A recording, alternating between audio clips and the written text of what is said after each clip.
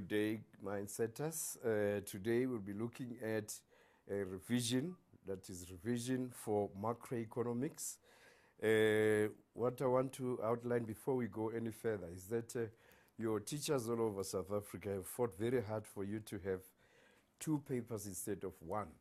So the macroeconomics is on paper 1, where we'll be looking at some of the questions which were displayed on the March 2014 paper. Without any waste of time, you see, when we look at macroeconomics, these are the main important things that you must look at. First, we must make sure, this is our checklist basically, we must make sure that you are able to present circular flow as a macroeconomic model. So the first thing is to know how circular flow operates. Secondly, we must be able to analyze. We should be in a position to analyze and explain the business cycle. This business cycle we need to go through, so we got those 2 important. The third one is to be able to know the role that is played by the public sector in the economy, especially with reference to socio-economic responsibilities in South African context. We also then have to examine the foreign exchange market and establish the exchange, how the exchange rates are established, and show the balance of payment account. Very important. This is very important in this particular section of macroeconomics. Lastly, once we talk about foreign exchange market, we should be able to discuss protectionism and also free trade. What is the 2 overplay each other? Why must we have protection or must we have a free trade?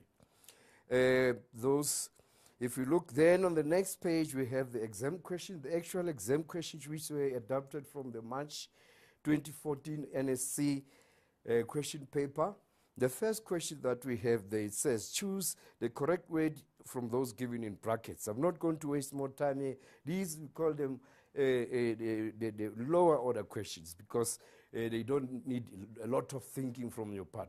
Remember that you must remember these things, no guesswork, but the first one says, calculate GDP at basic prices. We use expenditure method or production method. Which one do we use when we deal with calculation of GDP at basic prices? The correct answer, I'm listening. I'm hoping that I know that people are saying production method. Yes, that is production method is correct.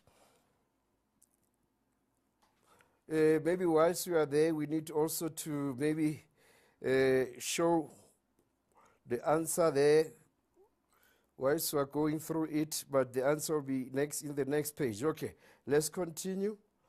The next question says, the higher turning point of the business cycle is known as what? Is it called the peak or the trough? I can hear all of you saying the resounding peak is the upper turning point. Yes, that's the peak. It is the peak. The third question says, the medium-term expenditure framework shows income and expenditure estimates. Is it for a 1-year period? Is it 1 or 3-year period? Correct answer, yes. Let's listen. I think people are guessing, or some of them have got it. Most of you have got it. I know you are intelligent. It's 3 years. Yes, correct. Market failure results in higher or lower market prices. Is it higher market prices or lower market prices? If the market fails, then it causes us to have a problem of having higher prices in the market. So we must avoid by all means to have a situation of markets failing. But as we continue with our learning, we will realize that we have situations like that, that we have market failure and what causes these market failures and so on. The second question, also from the March 2014 NSC, that was question 2.4, says list 3 indicators underpinning forecasting in the business cycle.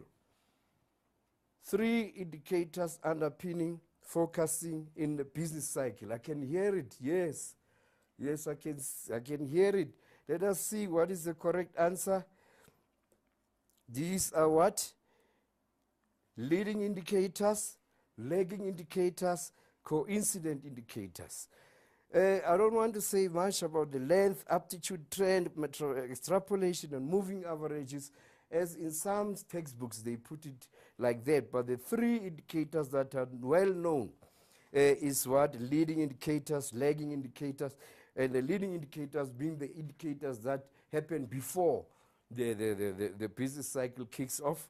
In other words, when you see problems in mining, for example, what we had before, but that doesn't affect, because remember, it excluding gold mining. Anything that happens with non-productivity in the mines, then we know that there's something going to happen in terms of the shape of the business cycle. Lagging indicators, those which come after the main cycle. So those all the things that happen after what happened in the business cycle. Coincidental, those which are happening exactly during the time where the business cycle is operated. When in the upswing, all those factors that are found in that particular show us that where are we? Are we in the upswing or downswing? But also there is a mixture of all of them sometime happening at the same time. Mindsetters, thank you very much for. Let's just go for a short break so that you can refresh, get a glass of water, and so that you can come back again.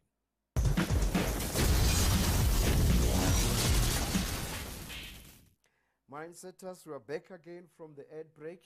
We will continue with the next question. Our next question, question 3, says study the extract and the graph below and answer the questions that follow. I'm not going to waste the time about reading this for you, but we can, by one way or the other, if you want to have this, with the educators can organize you that question paper so that you can go through this extract. But it's about exchange rate problems in South Africa and the problem of widespread strikes in the mining sector and so on.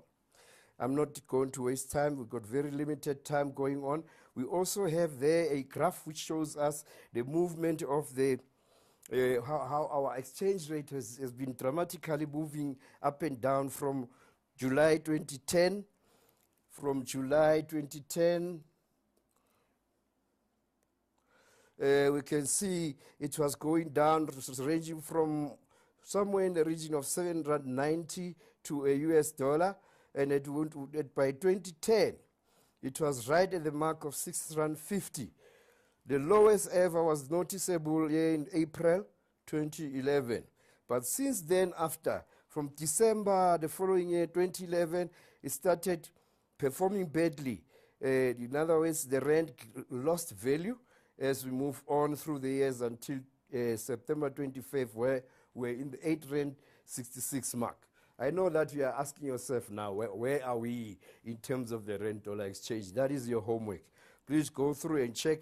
But what the question wants, these are the following questions which we want to find out. What is happening? They say, first question says, define the term exchange rate. What is an exchange rate? Anybody? Yes? Yes, I can hear it say, it is what? Yeah. The value of one currency expressed in terms of another currency. Yes, that's correct. Let's see if we are correct there. The price of the value of one currency in terms of another currency, e.g. $1 is equals to 9 rand, blah, blah, blah.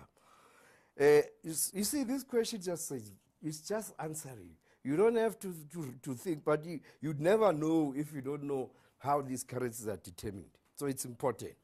Explain the negative impact of strikes on the South African economy. There we go. It's happened in front of you.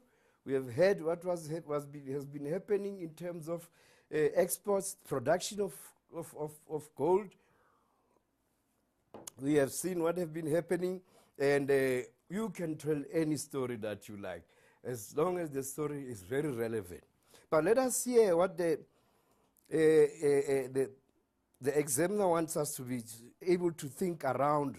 It's one, labor hours will be lost automatically. People will not be working at that time. There will be loss of production. There will also be loss of income. Obviously, people don't have income, therefore there won't be demand for goods. What happens to the economy? There's no need for production, and therefore the other sectors which are supposed to be providing secondary mining goods or transforming these mined goods into finished products, so we'll be sitting also now, not producing anything. So that causes a lot of problems. Loss of income, decrease in exports. How does this export decrease? Automatically, because there is no, if there's little production taking place in the mining sector, our exports become very expensive. As a result, if we have to buy gold from this instead of Russia, where it's, people compare, you remember the demand, the law of demand applies everywhere. If the price is cheap, people go and buy there and live where the price is expensive. So our exports will decrease, and we'll begin to have what? Then we begin to have a situation here of a uneven, and the balance of payment will be affected dramatically. Then what is the last problem? Job losses automatically. I'm not suggesting anything because of the current strike, but you are not politicians, we are economists. We're just reasoning things out economically to say, what would happen if there's a strike? We're looking at all the things that are taking place around, and we make conclusions. We say in economics, we extrapolate. Take all the information, we interpolate and extrapolate and come up with answers. So politicians must not shoot us, or labor unionists, we're just doing economics. Correct. The last question says, do you think South Africa attracted more direct foreign investment during April 2011? You need to motivate your answer. Did you think South Africa attracted more direct investment during that time? More direct foreign investment. Sometimes we refer to this as what? FDIs, foreign direct investment. Remember that this, boys and girls, is not easy to achieve, but the country must be very nice, conducive to attract these foreign investors to come so that they can create employment and other things that follow, alleviate poverty, address the issue of crime, and so on and so on. So the correct answer for this, let us see. It says no. It didn't, because the exchange rate is not favorable. The rand is stronger, and therefore you get less value for their currency. Because of this situation that's been taking place in South Africa, we in South Africa are unable to attract foreign investors to come to the country, because the exchange rate is not low, it's not favorable. If it's not favorable, it means, boys and girls, that we actually have a higher exchange rate compared to other countries where the investors are looking around to plow money into. Let's see, what is the next question there? The last question is question 4. In question 4, then we study the cartoon below and answer the following questions that follow. Remember that we have, boys and girls, I've been saying that we have lower order, middle order, higher order questions in each of the questions. And also the question paper is also structured in that way, because we've got section A, lower order, B, middle order, then we have essays as higher order questions. So it gives us a chance to think and be able to score points wherever we can. Here is our cartoon. That's one thing I like. There's 2 cartoons in this question paper. I just picked this one to say, just to give you a briefing of what we are looking at when we are doing this thing. It's called data response question. They are giving you a photo. They say, tell us what is this. They draw a beautiful car and present, what can I do? Just right. This is a nice car, a beautiful house next to it. You just interpret what you see. That's how nice economics is. There we have a cartoon says budget is hard. Then yes, the minister there says, relax folks. And there's lots of people behind him there. I've got you covered. And then there's a mini budget rocket coming in with inequality, jobs, austerity, poverty, ethos, mangaung, rent, strikes, etc. Let's hear the questions that goes with this. It says, what is the purpose of the annual budget? Very simple and straightforward. The purpose of the budget, it gives effect to the government fiscal policy. It guides government to achieve its macroeconomic objectives or goals. Someone would simply write, it is just tabling out the plan for the expenditure and income, and how the government is be able to generate its revenue and how it's going to spend that revenue. You see, we economists, we don't have a problem. We don't have these cut and dry. But if we see the answer is correct, we always give you marks for that. But we don't say people must generalize. Always stay by the book. But where we need discretion, it's very important for you to do so. First, question 4.2 says, government has spent considerable amounts of money on the implementation of e-toll in South Africa. What can government do to recover this money? Yes, it's a very hot topic, eh? But remember, you are sitting alone there, you are writing. Then nobody's going to see what you wrote about, but it makes sense economically, then we give marks for that. Let us see what we say here. According to the examiners, it says e-tolls, then we have to introduce e-tolls. In order to remember that this question says the government has on the implementation of e-tolls in South Africa. What can government do to recover this? The government, one way or the other, they must recover the money. Whether we like it or we don't like it, economics says you borrow, you must pay back. How you do it is another thing. Maybe politicians can give us better answers. But we as economists, we use the resources that we have in our disposal and the manner in which how to address that situation. One, the introduction of e-tolls. I'm sure in any topic in all over the world we have that situation whereby if you use something, you must pay for it. But that is the situation. How we pay and how much and how our structuring of, I'm not sure. That's why I say politicians will play a very best role in that.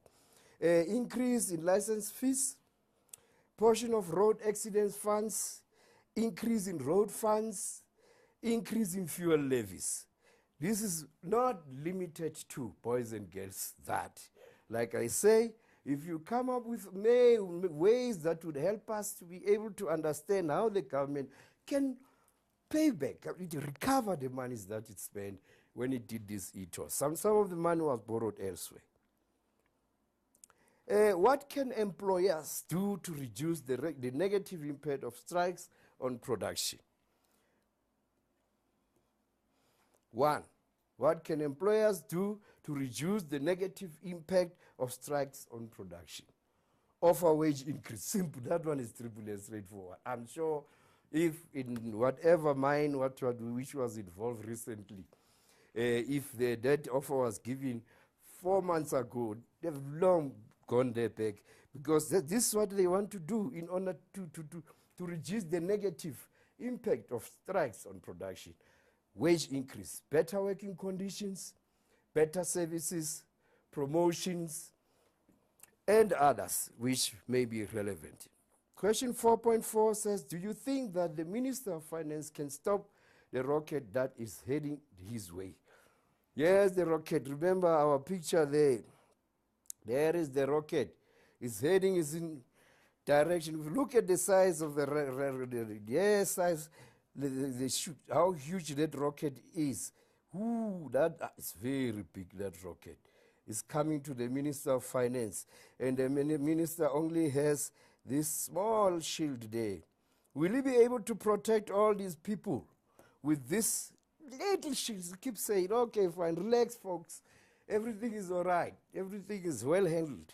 How do we help the situation? Let's see what we have there. I know you've been thinking about the correct answer to that one. So, 1, no expenditure of the government rocket is far greater than the revenue. You see, the expenditure as a rocket, there's the expenditure, is far greater than the revenue. The revenue is the shield. The money that the government pulls with whatever source that it uses in order to pull money to the state revenue, to SARS, is unable to to handle all this huge expenditure that has been tabled out. Right. The second one is that the minister says that his people are covered, but the rocket is far bigger than the protection. Yes, the minister can use MTEF to address the economic challenges. Remember, MTEF is a budget for 3 years. So that in this year we are unable to cover that. We say, okay, what do we didn't cover this year? Next year, the year 2013, 2014 is what is going to happen. And then 2014, 2015. And then in the 3 years, we are able to cover all, maybe, if not all, but most of those things which that rocket was displaying there. Sorry.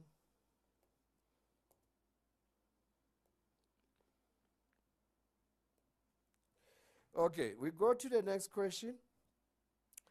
The next question says, explain the Laffer curve with the aid of a graph. You see, this issue about the Laffer curve, people make very difficult, and it's quite very simple actually. This is just a graph which shows us the relationship between tax rate and the revenue that must be received by the state. You have two things, two variables. Tax rate, I repeat, I say rate, not taxation. Tax rate and also the revenue that goes to the system. According to this famous American economist here, Laffer, I forgot the initials. It's a very nice name. But he's saying that the longer the people work, the higher the interest, the tax rate. At some stage, they are bound to say, no, we cannot work any further. But we cannot explain this in a vacuum. I just want people to see it live. This is the situation. We have our Laffer curve. On the vertical axis, we see the tax revenue displayed there. And on the horizontal axis, we have 100% as tax rate. That is the last part. Remember, I'm just using a vertical and horizontal. Remember, we are not mathematics. We don't use X and Y's. All right. So that is the situation. If you realize that at point T, the Laffer curve is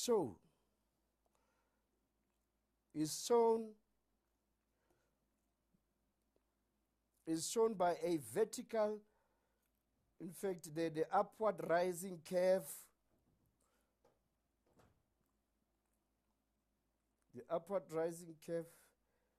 until that point, and then it comes back there. But remember, we said that this Laffer curve is not bound to be symmetrical. It can be like that and then go down that way. It doesn't have to be symmetrical.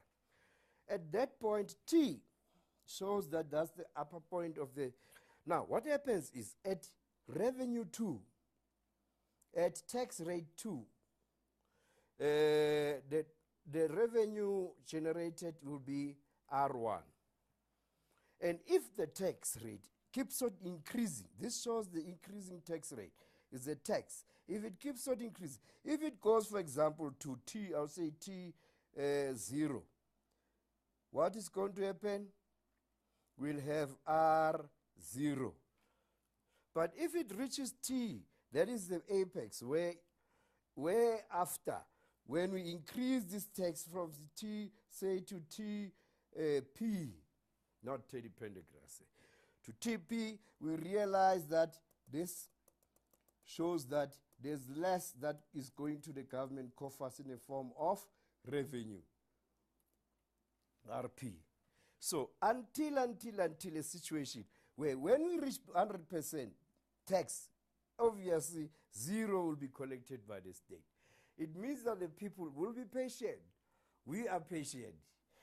We will pay this tax and pay this tax until a certain point the worker says, no, if we increase the tax above that point, I'd rather stay at home 2 days and go to work 3 days. The other week, Monday, I'm not going because the more I work, the more tax I pay. So we need to be careful as tax people as revenue, department ministers and everybody who are doing this. Remember, they know all these concepts. They work around issues of how can we best do this thing about tax. Okay. Sorry, maybe we need to also check if there is anything that we're missing out on this question. Yes. Yes, indeed, we nearly just did that. It says, the Laffer curve shows the relationship between tax rate and tax revenue collected by the government. 2, the curve shows that as tax increases, government revenue increases up to a certain point, like we have seen in the diagram, to e.g. T2. There is T2 there. When the tax rate is high, people are less likely to work hard. Yes, when the tax is very high, people most less likely to work hard. If the tax is 100%, then nobody will work because all income would be going to tax, like we've mentioned. Too high tax rates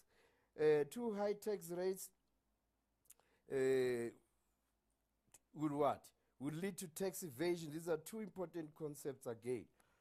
Would lead to tax evasion or tax avoidance. Well, we'll deal with that some other time, what's the difference, what they mean. Reduction in tax rate will lead to the decrease in tax evasion and increase in incentives to work, save, and interest.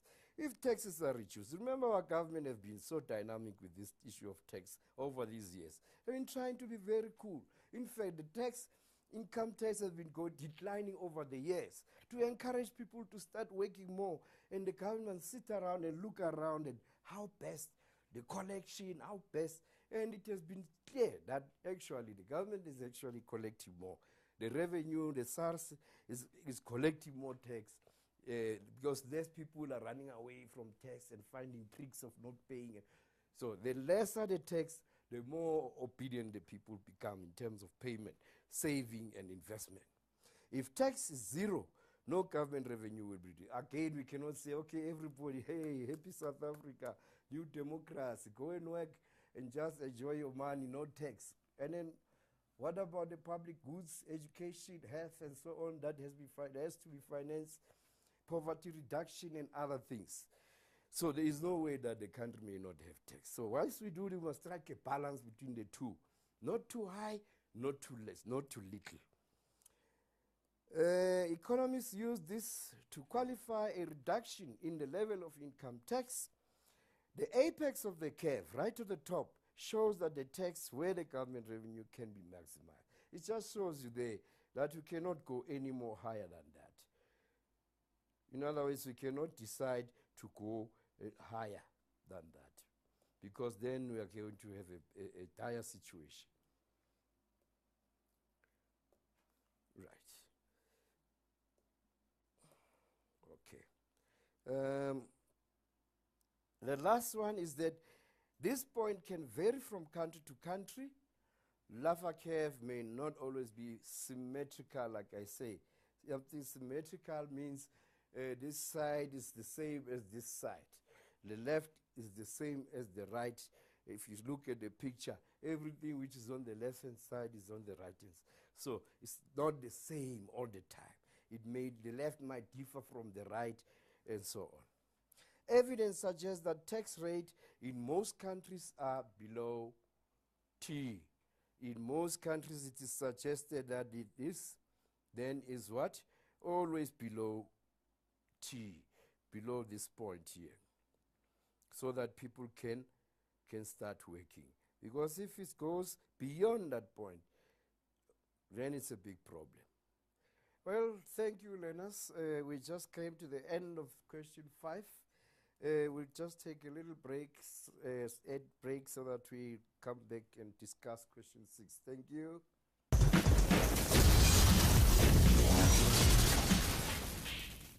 Learners, welcome back from the ad break. Hope you're just enjoying this economics as much as we all enjoying it. We can see how these questions are. These questions are quite simple and straightforward. They just want people to think and be able to get maximum marks. And remember, the main thing about this economics is not to pass economics, is to have a discipline so that you are able to confront situations in your real life situation. But however, this is what we need to do. The question 6 is what? That comes from February, March 2014. Question 7. But here we have it as question 6. It says there is a constant flow of money, goods, and services in the economy. There is a constant flow of money, goods, services in the economy. Clear? What is the thing that we need to discuss here? We need to discuss the interaction between the participants in the open economy. I don't know how to remind people, such words like interact. When things interact, they work with each other, or according to each others. They interact, they work with one another, right? How the interaction between the participant in the open economy happens. Remember, that is for 30 marks. And then we are able to also discuss or construct a fully labeled diagram to illustrate an open economic circular flow. You need to do what? A fully labeled diagram which will be able to illustrate an open economy circular flow model. Remember, this is exactly, if you know macroeconomics, that's where we start, circular flow, right? We will try by all means to go through this step by step so that we are in a position to confront this head on when we get a question like that. This circular flow, what is very, very important that I'm picking up here is we need to discuss this participation.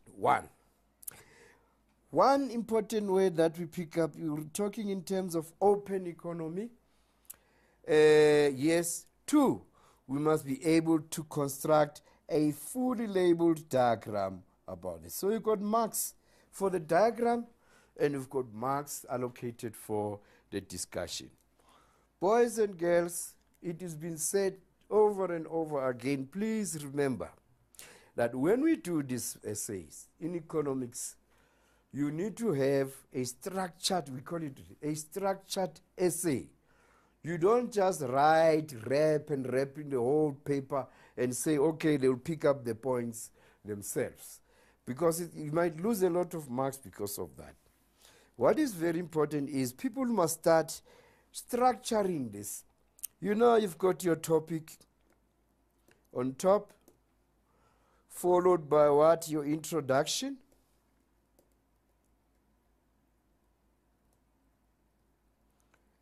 Then the next would be what? The body. And lastly, we have the conclusion. Very important. If you have these things here, the topic is there. Circular flow and the interaction of participants in the economy. Nice. Introduction. The introduction simply outlines what we are going to tell us about in a little more detail. Say, this essay is going to attempt or is going to address how the participation between the stakeholders of economy, these stakeholders being what? The household, businesses, firms, and businesses from the foreign sector and the government. And then in the body you start then. How do these relate? But if I were you, it would be wise for you to start, Normally we start these things. We use what? We start it with a diagram. I find it often quite simple when you have a diagram and you interpret the diagram, because all the facts are coming from what you have got there. Remember, there is no cut and dry and fixed model or that you need to use in order to address this. As long as the model that you show makes sense when we interpret your essay. Like mine here. I'll start it by simply showing these participants in the economy. Then I'll say this is what? Private households. I'll say households. Remember, I can't write these households. And then we have firms on the other side. Firms or businesses. And I say these are the two people that who are going to interact. But remember, these two people must now interact in the economy. Then I realize, okay, we have firms on one side, we have households on the other side. The households, on one hand, they own factors of production. And as they own these factors of production in a free market system, by the way, these factors of production are owned by individuals. What are these factors? I say labor, capital,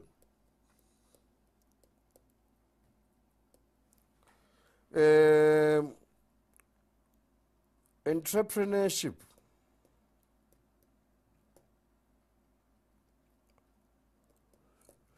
and we have what? Natural resources. These, remember, look at the arrow. You can see this arrow is going from this side. All these factors are coming from the household. The household then supply to the firm these factors of production. Now, why does it supply this firm? Because the firms demand these factors of production. See, there's demand and supply again. Someone supplies, someone demands. We are going to talk about that. Remember, a factor market is a market where the business firms demand factors of production, whereas the households supply them. That is factor market. Remember, then we can say, if we had space there, we would say this is a factor market. I'd write it in full, to show that you know this thing. Because if you say FM, I think you're talking about radio or whatever. Maybe you're talking about frequency modulation or whatever, but write it in full. Factors of market. And then what do these firms do? After using this in order to produce goods and services, what do? They remunerate these factors of production. In other words, for labor, they are going to pay wages. For capital, they pay interest. For entrepreneur, they pay what? Profit. And for natural resources, they pay rent. All this goes where? It goes to the household. Something very interesting once more. Then we say, all these remunerations of factors of production, we classify them as income. We'll discover that again when we talk about gross national income. We are referring to all the remuneration of factors of production. So all these firms paying all these remuneration. Now here is the household has got lots of income now in a form of profit, rent, interest, and wages. The other side of the coin applies.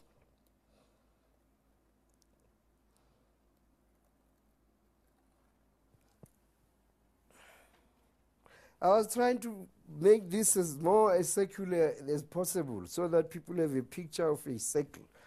Because we're talking of what? No. Let's leave that one. Because we're talking about what the secular flow. It's something like secular. Right? So, these have got the income in form of those things there. What do? They start expenditure. They start spending.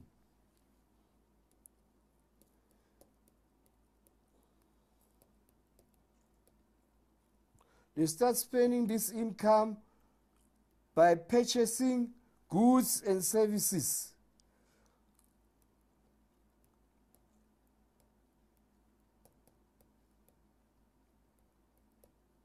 pays goods and services from the businesses. So there's always a vicious cycle going on. Remember, we have two only here.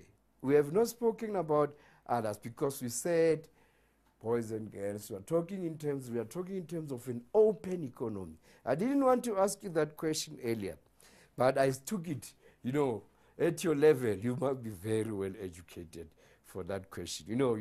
Open economy is an economy where it allows what? Export and import, international trade taking place also there as a participant in the circular flow. But very important, therefore, we also have what? The government. The government interacts with these firms and household. What does it do? The household will what? Will pay what? I can hear it, yes, tax. It will pay tax to the government as form of revenue. Always show your arrows so that, and we know traditionally people guess. They'll write a nice picture, but when you check, this person just took a photo with his eyes and remembered this and put it there. He forgot in the photo to even photograph the arrows. So those arrows tells us that you don't know what you are talking about. So it simply says that this household, the tax is going to, here's the tax here. This tax is going to the government. Whilst in exchange, the government will what? Will offer public goods and services. I'll just write it in lack of space. P, public goods and services. Where do these go? They go to what? To the households. I know you are saying deep down in your heart, no, I think I get the picture. Yes, yeah. These public goods and services, they are talking about schools, education, health, hospitals, and clinics. You've got plenty of these things that the government is issuing in exchange of what? Taxation. At the same time, we are also saying that the firms also pay tax. The firms pay tax to the government. If you like, you see households, somebody say, oh, hey, you are lying. What kind of tax do they pay? You say personal tax with the household. Or what? Pay as you earn, pay AYE. Or what? Oh, GS, VAT. And this other one says firms pay tax in which way? They pay what? Profit tax. They pay what? They pay, well, sometimes called corporate tax or so on. And many other ways in which this generates. But this tax, remember that we said this taxation will be going to, it will be going to now the government. In exchange of what? Of public goods and services. Yes, I hear some people are saying, even firms get public goods and services. Infrastructure development. We got what? Railway, what? Transportation, roads. We got, all these things. Electricity, telephones, telecommunication, and so on. Satellite. All these things, the business reap from is in a form of public goods and services from the government. So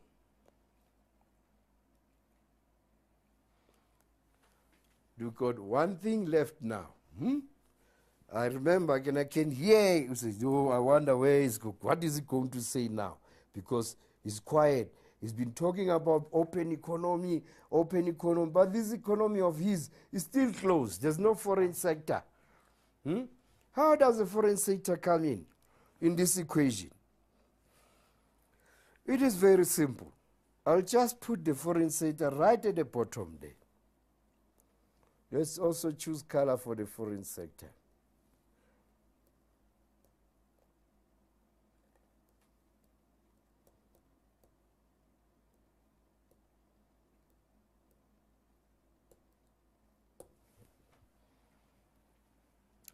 How does the foreign sector work?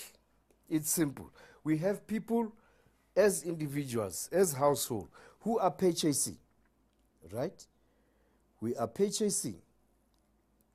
We are buying, right, goods from other countries. What do we call things when we buy goods from other countries? We import goods. Importation, we import goods. Something is wrong. I know somebody is saying this somewhere. That no, that arrow is not correct. Because what we know is that the arrow, when you import, goods go from the foreign country to who? To you inside the country. At the same time, where does the money go?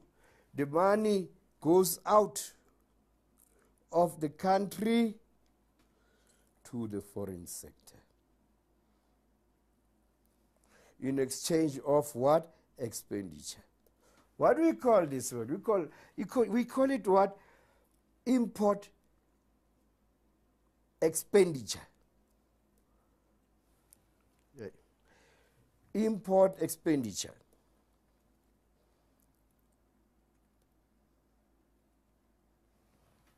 That's what we call it. I'll write it also, import expenditure. Same applies to the firms. The firms are doing the same thing. The firms will then start also. They will start buying goods from foreign countries. And when you buy from foreign countries, we have a special name for that. We say you are importing. Importing goods.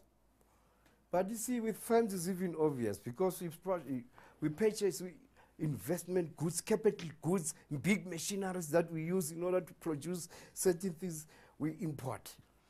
Most of them. So, import, and in that case, where does the money go again now? The money goes what?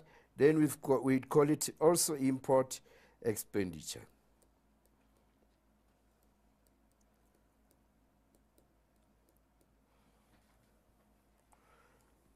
Remember, I said there's no cut and dry way in which you can draw this, but as long as it makes sense. But try, you see what I'm doing here. I have restrictions in the screen to use rulers and what. Make it neat. It doesn't, people must see what is written there. But I know because I'm taking you step by step, you are able to see what's happening. If we look at now, this is exports and imports. Importing of goods, we call it import expenditure, pay, import expenditure. But what about exports? Exports, yes, the households also export goods.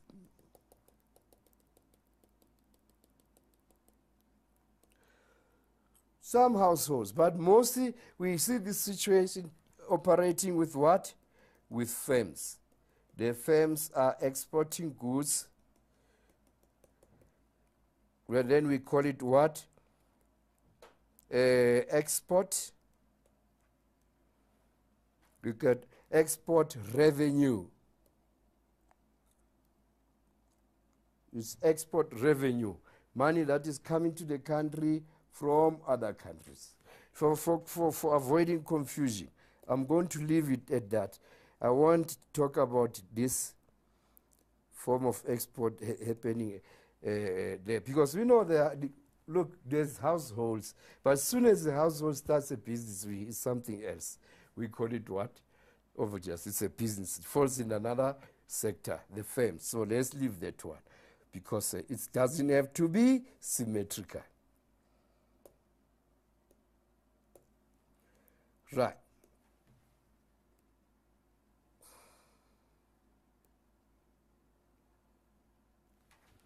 Okay, so this machinery that the government is sending out, and we have actually bought other machinery, but there are other things that we send, export to many countries. I know in the form of mining goods, export of gold, when we count our balance of payment, for instance, we have it as an item in the current account where we say net gold exports, because we have to overplay the two, whether which one is bigger, the export or import of gold, where we are able to see are we having a favorable or unfavorable balance, where our exports are greater than imports in terms of favorable, or import greater than export in terms of unfavorable. Boys and girls, there is our graph. I'm sure somebody is saying, shoo, 10 marks only. So much work to do. It's not so much. I made it to look so much because I was just taking you step by step. Mindsetters, thank you very much for being with us. We hope that you're enjoying economics. We hope that we'll pass this with distinctions. Please keep all those questions coming so that we are able to help you when necessary. Thank you very much. Good day.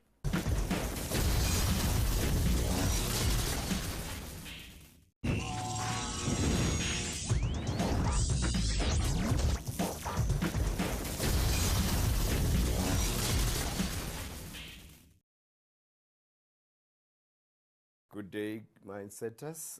Today we'll be looking at a revision, that is revision for macroeconomics. What I want to outline before we go any further is that your teachers all over South Africa have fought very hard for you to have 2 papers instead of 1. So the macroeconomics is on paper 1, where we'll be looking at some of the questions which were displayed on the March 2014 paper. Without any waste of time, you see, when we look at macroeconomics, these are the main important things that you must look at. First, we must make sure, this is our checklist basically, we must make sure that you are able to present circular flow as a macroeconomic model. So the first thing is to know how circular flow operates. Secondly, we must be able to analyze. We should be in a position to analyze and explain the business cycle. This business cycle, we need to go through, so we got those 2 important. The third one is to be able to know the role that is played by the public sector in the economy, especially with reference to socio-economic responsibilities in South African context. Main cycle. So those, all the things that happen after what happened in the business cycle. Coincidental, those which are happening exactly during the time where the business cycle is operated. When in the upswing, all those factors that are found in that particular show us that where are we? Are we in the upswing or downswing? But also there is a mixture of all of them sometimes happening at the same time. Mindsetters, thank you very much let's just go for a short break so that you can refresh, get a glass of water, and so that you can come back again.